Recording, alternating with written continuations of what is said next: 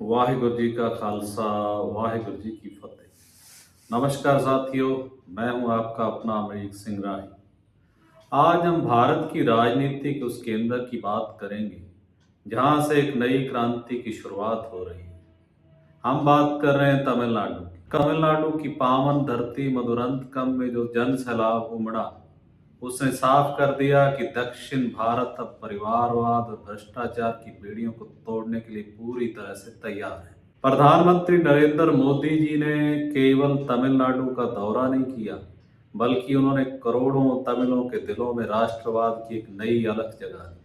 आज के इस वीडियो में हम विस्तार से समझेंगे कि कैसे 2026 के विधानसभा चुनाव में एनडीए गठबंधन मिलकर डीएम के अभेद किले को ढहाने की तैयारी कर रहा है।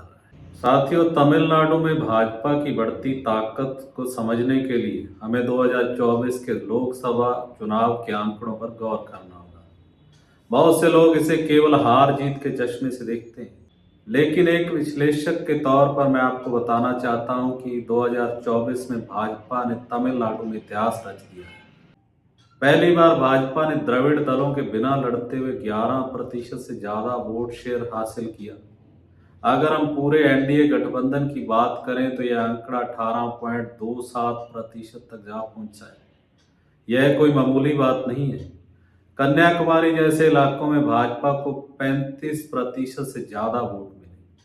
कोयम्बटूर में अन्नामलाई जी ने 32% से ज्यादा वोट हासिल कर सब कुछ चौंका दिया। यह आंकड़े गवाही दे रहे हैं कि तमिलनाडु की जनता अब द्रविड़ राजनीति के विकल्प के तौर पर भाजपा को स्वीकार कर चुकी है। 2019 में जो वोट शेयर महज 3.6% था, उसका 11% पार कर जाना यह बताता है कि बदलाव की आंधी चल चुकी है। प्रधानमंत्री जी ने अपने भाषण में इसी जनाधार के दम पर डीएम के सरकार को सीएमसी सरकार करार दिया है। आइए समझते हैं कि यह सीएमसी क्या है। पहला सी है करप्शन, यानी भ्रष्टाचार। तमिलनाडु में भ्रष्टाचार इतना गहरा हो चुका है कि आम आदमी त्रस्त है। डीएमके के मंत्रियों पर केंद्रीय एजेंसियों की कार्रवाई इस लूट का जीता जागता प्रमाण है। दूसरा अक्षर है एम, यानी माफिया राज। राज्य में रेत और ड्रग्स माफिया का बोलबाला है। सबसे बड़ी चिंता यह है कि ड्रग्स अब शिक्षण संस्थानों तक पहुंच रहे हैं, जो हमारी अगली पीढ़ी के भविष्य पर सीधा हमला है। तीसरा अक्षर है सी, यानी क्राइम, यानी अपराध। कानून व्यवस्था की बिगड़ती स्थिति और लोकतांत्रिक आवाजों को दबाने की कोशिशें अब तमिलनाडु की पहचान बनती जा रही है। मोदी जी ने स्पष्ट कहा कि जनता अब इस भय के माहौल से मुक्ति चाहती है। कल मधुरंतकम के मंच पर जो दृश्य दिखा, उसने विरोधियों की नींद उड़ा दी है। एनडीए की अटूट एकता अब धरातल पर दिख रही है। एआईएमडीके के महासचिव एडप्पाडी पलानीसामी जी और प्रधानमंत्री मोदी जी का एक साथ आना यह साफ संकेत है कि आगामी विधानसभा चुनाव में अम्मा की जन कल्याणकारी विरासत और केंद्र का सुशासन एक साथ मिलकर लड़ेंगे। जब राज्य की सबसे बड़ी विपक्षी ताकत और दुनिया के सबसे लोकप्रिय नेता का साथ मिलता है, तो परिणाम ऐतिहासिक होते हैं। विपक्ष की घबराहट का सबसे बड़ा कारण यही है कि अब राष्ट्रवादी वोट बैंक बिखरने वाला नहीं है। तमिलनाडु में इस नई ऊर्जा के पीछे एक बड़ा नाम है, के अन्नामलाई जी। उनकी ऐन मन ऐन मक्कल पद यात्रा ने जमीन पर जाकर लोगों का दुख दर्द समझा। एक पूर्व प्रशासनिक अधिकारी के रूप में उन्होंने जिस तरह तथ्यों के साथ डीएमके के भ्रष्टाचार को बेनकाब किया है, उसने राज्य की राजनीति की परिभाषा बदल दी है। आज तमिलनाडु का युवा अन्नामलाई को एक उम्मीद के तौर पर देख रहा है।